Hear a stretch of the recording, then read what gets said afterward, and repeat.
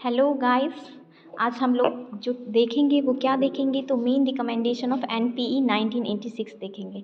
हम लोग जो पढ़ने जा रहे हैं नेशनल एजुकेशनल पॉलिसी 1986 को पढ़ाई करने जा रहे हैं। तो उसमें हम लोग देखेंगे कि जो फर्स्ट एनपीई जो आई थी, जो फर्स्ट एनपीई लाई गई थी, वो किसके द्वारा लाई गई थी, तो प्राइम मिनिस्टर इंदिरा गांधी के द्वारा लाई गई थी। और ये जो फर्स्ट नेशनल एजुकेशनल पॉलिसी जो है वो लाई गई थी 1968 ईस्वी में। अब हम लोग अगर सेकेंड एनपीई की बात करेंगे, जो कि हम लोग अभी पढ़ने जा रहे हैं कि सेकेंड एनपीई कब आई थी, तो सेकेंड एनपीई आई थी 1986 ईस्वी में। 1986 ईस्वी में आई थी सेकेंड नेशनल एजुकेशनल पॉलिसी, जिसको कि लेकर आए थे प्राइम मिनिस्टर राजीव गांधी। तो हम लोग देखेंगे कि प्राइम मिनिस्टर राजीव गांधी जो एजुकेशनल पॉलिसी लेकर आए, उसमें बहुत सारे रिकमेंडेशंस भी होंगे।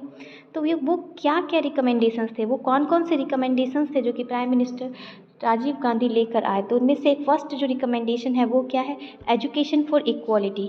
Education for equality.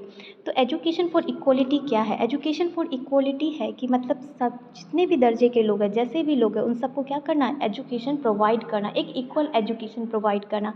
अब जैसे कि विमेन है, तो एजुकेशन किसको प्रोवाइड करना, विमेन को भी इक्वली प्रोवाइड करना।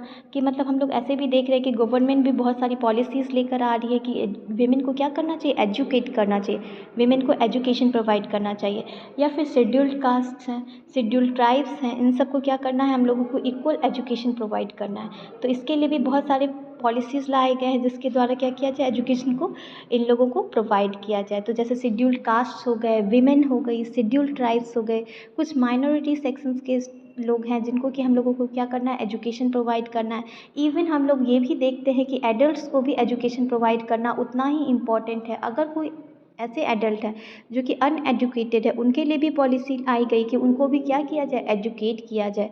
या फिर मतलब हैंडीकैप्ड लोग हैं, तो इन लोगों को भी हम लोगों को क्या करना है, एजुकेशन प्रोवाइड करना। तो ये सारे जो केसेस है, जैसे हैंडीकैप्ड हो गए, माइनॉरिटी सेक्शन हो गए, विमेन हो गई, शेड्यूल्ड कास्ट, शेड्यूल्ड ट्राइब, ये सब किसके अंदर आ जाएंगे, तो एजुकेशन फॉर इक्वालिटी के अंदर आ जाएंगे।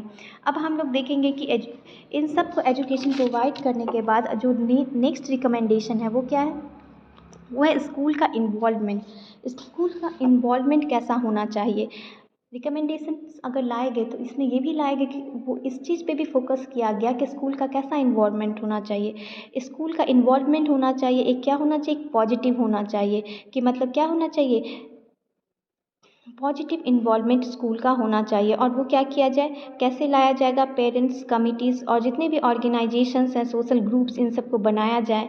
जैसे और फिर क्या किया जाएगा, जो थर्ड हम लोग देखेंगे वो क्या है कि नेशनल पर्सपेक्टिव इन एजुकेशन।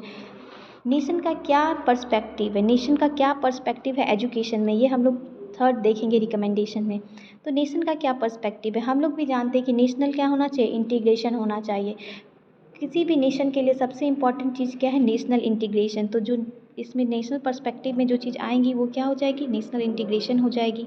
उसके बाद क्या होना चाहिए कि एजुकेशन कैसा होना चाहिए, क्वालिटेटिव एजुकेशन होना चाहिए। मतलब एजुकेशन में क्या होनी चाहिए, क्वालिटी होनी चाहिए। और जितने भी लोग हैं उन सबको एजुकेशन प्रोवाइड होनी चाहिए, मीन्स एजुकेशन फॉर ऑल होना चाहिए। उसके बाद क्या होना चाहिए कि क्वालिटी के साथ साथ एजुकेशन कैसी होनी चाहिए, क्वांटिटेटिव भी होनी चाहिए। मतलब एजुकेशन को हम लोग क्या करेंगे, अगर एजुकेशन को इम्प्रूव किया जाए तो क्वालिटेटिव बेस पे तो करना ही है, और क्या करना है, क्वांटिटेटिव बेस पे भी करना है। और अगर हम लोग देखेंगे reorganisation of education at different stages, अगर हम लोग नेक्स्ट रिकमेंडेशन की बात करें जो कि क्या है, reorganisation of education at different stages. मतलब हम लोगों को क्या करना है, एजुकेशन को रीऑर्गेनाइज करना है, डिफरेंट डिफरेंट स्टेजेस पे एजुकेशन को रीऑर्गेनाइज करना है। क्योंकि पहले ओल्ड पॉलिसीज़ थी, ओल्ड पॉलिसीज़ के अकॉर्डिंग एजुकेशन प्रोवाइड किया जा रहा था। बहुत बार मेनी ऑफ द टाइम्स हम लोग देख चुके हैं कि क्या होता था, पहले सिक्स्थ में भी बोर्ड होता था, कभी फिर क्या किया गया, एट में बोर्ड रहता था। लेकिन अब धीरे धीरे इन सारी चीज़ों को क्या किया गया, इन सारी चीज़ों को रिमूव किया गया और एक न्यू एजुकेशनल पॉलिसी को लाया गया। अब क्या है, ये जो इस तरीके से इसको रीऑर्गेनाइज किया गया कि प्राइमरी एजुकेशन प्रोवाइड किया जाएगा, फिर सेकेंडरी एजुकेशन प्रोवाइड किया जाएगा, फिर कुछ स्कूल फैसिलिटीज़ प्रोवाइड किया जाएगा। तो प्राइमरी एजुकेशन हम लोग प्रोवाइड करते हैं पहले, फिर क्या करते हैं, सेकेंडरी एजुकेशन प्रोवाइड करते हैं। डिफरेंट डिफरेंट यूनिवर्सिटीज़ को ओपन किया गया, मतलब ज़्यादातर यूनिवर्सिटीज़ को ओपन किया गया, डिफरेंट डिफरेंट एरियाज़ में यूनिवर्सिटीज़ को ओपन किए गए, ताकि क्या हो, एजुकेशन सबको प्रोवाइड करने में आसानी हो। डिस्टेंस एजुकेशन को भी लाया गया ताकि क्या हो, अगर कोई ऐसे स्टूडेंट्स हैं जो कि एजुकेशन नहीं ले सकते, तो उनको क्या किया जाए, एक डिस्टेंस कोर्स के थ्रू वो लोग अपने आप को एजुकेट कर सकें। तो ये सारी चीज़ें हम लोग किस में देखते हैं कि हम लोग देखते हैं reorganisation of education at different stages में देखते हैं।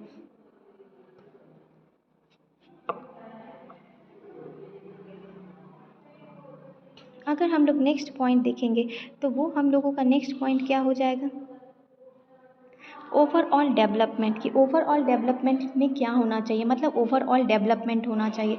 तो ओवरऑल डेवलपमेंट क्या है, ओवरऑल डेवलपमेंट में क्या है, अगर हम लोग को वोकेशनल ट्रेनिंग प्रोवाइड करनी चाहिए, नेशनल इंटीग्रेशन होना चाहिए, स्पिरिचुअलिटी होनी चाहिए, ये सारी चीज़ें हमारी किस में आ जाएंगी, ओवरऑल डेवलपमेंट में आ जाएंगी।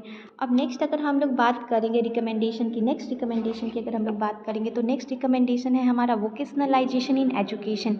वोकेशनलाइजेशन इन एजुकेशन, तो वोकेशनल आप लोग भी जानते होंगे कि अगर हम लोगों को क्या किया जाता है, अगर आप किसी कंपनी में ज्वाइन करते हैं तो वहाँ पे क्या होती है, आपको पहले वोकेशनल ट्रेनिंग दी जाती है। अगर आप किसी कंपनी में ज्वाइन करते हैं तो आप लोग क्या किए, वोकेशनल ट्रेनिंग आपको प्रोवाइड किया जाएगा। तो इसकी क्या करती है, ये क्या करती है, स्टूडेंट्स को प्रिपेयर करती हैं किसी भी पर्टिकुलर ऑक्यूपेशन के लिए। अगर आप कोई ऑक्यूपेशन को ज्वाइन करना चाहते हैं तो ये क्या करती है, किसी भी स्टूडेंट्स को क्या करती है, प्रिपेयर करती हैं।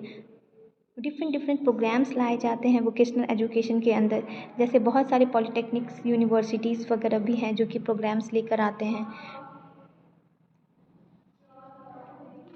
नेक्स्ट जो अगर हम लोग देखेंगे तो वो क्या है, D linking degree from job. Next recommendation जो हमारी है वो है D linking degree from jobs. मतलब क्या करता है, एनपीई कहता है कि डिग्री को क्या करना चाहिए, डी लिंक करना चाहिए जॉब से। एनपीई का मानना है कि किसी भी पर्टिकुलर सेलेक्टेड एरियाज़ में हम लोगों को क्या करना चाहिए कि डिग्री को डी लिंक करना चाहिए जॉब से। और अगर ये तो सारे हमारे हो गए जो रिकमेंडेशंस थे नेशनल पॉलिसी एजुकेशन के, वो 1986 के। अब अगर हम लोग बात करेंगे कि need for new education policy, तो अगर हम लोगों को न्यू एजुकेशन पॉलिसी की ज़रूरत क्यों है, न्यू एजुकेशन पॉलिसी की क्या ज़रूरत है, इस चीज़ पे अगर हम लोग बात करेंगे कि इसकी क्या ज़रूरत है, तो हम लोग देखेंगे कि इसकी बहुत सारे फील्ड में ज़रूरत है, जैसे कि साइंटिफिक डेवलपमेंट में ज़रूरत है।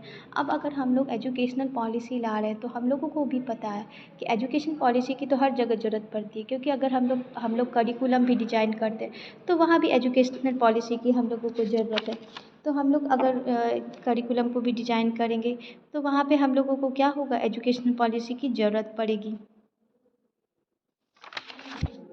या फिर हम लोग को क्या करना होगा कि टू रिमूव डिस्पैरिटीज़, अगर हम लोग को डिस्पैरिटीज़ को रिमूव करना है तो हम लोग को एजुकेशन पॉलिसी की ज़रूरत पड़ेगी।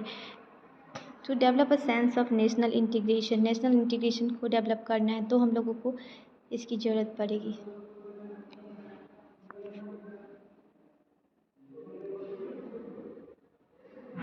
आई थिंक आप लोगों को समझ में आ गया होगा। और अगर आप लोग को कोई भी क्वेरी है या फिर कुछ क्वेश्चन है तो आप कमेंट सेक्शन में क्वेश्चन कर सकते हैं। और मेरे चैनल को लाइक एंड सब्सक्राइब करने के लिए लाइक बटन दबाएं एंड सब्सक्राइब बटन दबाएं। Thank you everyone.